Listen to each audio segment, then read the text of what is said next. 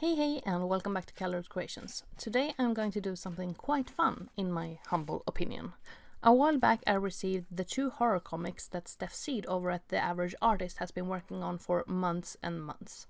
I've been following her process through videos and vlogs, and I pre-ordered the comics as soon as she made them available, and I was super excited to get to read the whole story. Or actually, the whole stories, since there is 2 of them. I decided that I wanted to do some fan art and record it as a YouTube video, so here you are, here you go. First of all, a bit more about Steph and her artwork. Steph is a really versatile and creative artist, storyteller and author. She has written a YA novel called Princess Cursed, and I'm still waiting for the sequel. Not to put any pressure on you, Steph, but please continue the story. I want to know what happens. She is probably mostly known for her creative YouTube videos, where she creates a lot of different art-related content, often mashed up with her interest and love for books. A highly popular video series of hers is the Painting Over Movie Covers on Books series, where she does precisely that.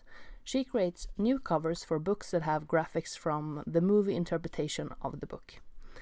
If you're a long-time subscriber of my channel, you might have seen that Steph and I have previously done 2 collaboration videos.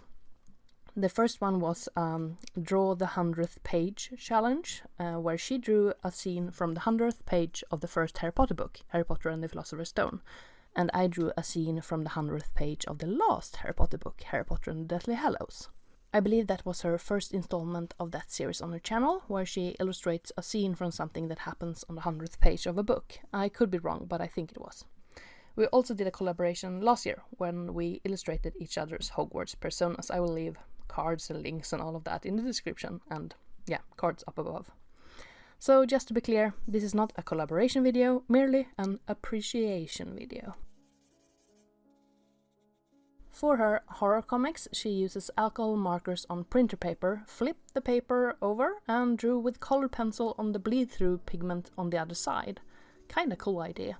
I decided to do my illustration in my current sketchbook, a Royal Talons art creation sketchbook, and since the paper is thicker than normal printer paper, I knew I wouldn't be able to replicate her method of drawing the finished artwork on the backside. So I went the traditional way and actually did all the work on one and the same side of the paper. Revolutionary and shocking, I know. The subject matter in my illustration is based off the main character in the horror comic The Slow and All-at-Once Disappearance of Olivia Newbrie, and more specifically from a scene where she is bathing in a pond filled with lily pads. Not just is this a very beautiful illustration in and of itself, it also has an important turning point, I guess you could say, in the storyline of the particular horror comic. I started off by doing some preliminary concept sketches. They're not really shown in this video, but I decided that I wanted to draw her submerged in the water, seen from a top view. In the original illustration, Olivia Newbrie is seen from a slightly raised side view, and she is not as submerged in the water as in my illustration. I sketched out the portrait using a Prismacolor color race in vermilion, because I knew that that tone will lend itself beautifully under alcohol markers when drawing a person with light skin tone. Even though I have swatch sheets upon swatch sheets with all my markers swatched, I still like to do a fresh one when I'm doing a new illustration. Then I'll get a better overview on how the colors will work together, plus I don't have to rummage through all of my things to find said swatch sheets. Steph uses quite a vibrant color palette in her work, and I chose a more muted palette for my illustration. My alcohol marker collection is a mixture between Winsor & Newton Pro markers and brush markers. Actually, some of my older Pro markers are from when they were owned and manufactured by Letraset. I also have a bunch of no-name markers from Dollar Store and places like that. They still get the job done. For the top layers with colored pencils, I used Faber-Castell Polychromos, Caran d'Ache Luminance, and Prismacolor Premier colored pencils. I had some difficulties portraying the underwater-overwater difference, especially since I wanted to keep her complexion quite pale. This is definitely something I would like to elaborate more on in future illustrations, you know, how water skews the perspective of things, how the water brim or edge looks when in contact with different materials, how light and shadow dances on the surface, all of that. And yeah, that's a whole nother project. For the outlines of her illustrations, Steph uses the black polychromos pencil, but I didn't want such harsh lines when my whole color scheme was a bit more muted. So I tried using a more vibrant version of the main color of that section, if you get what I mean. I later went over some of the harsher line with an eraser to soften them up.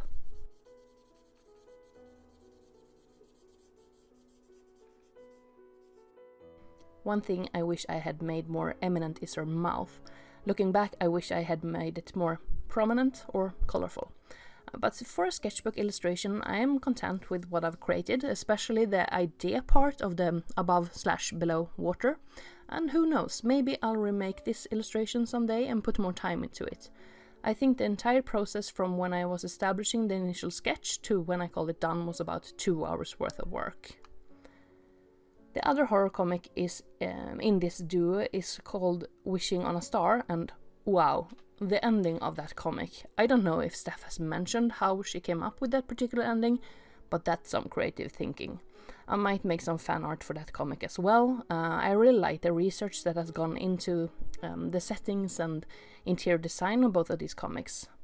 The slow and all at once disappearance of Olivia Newbrie is set in the late 1880s, I think, and I believe that Wishing on a Star is set in about the 90s.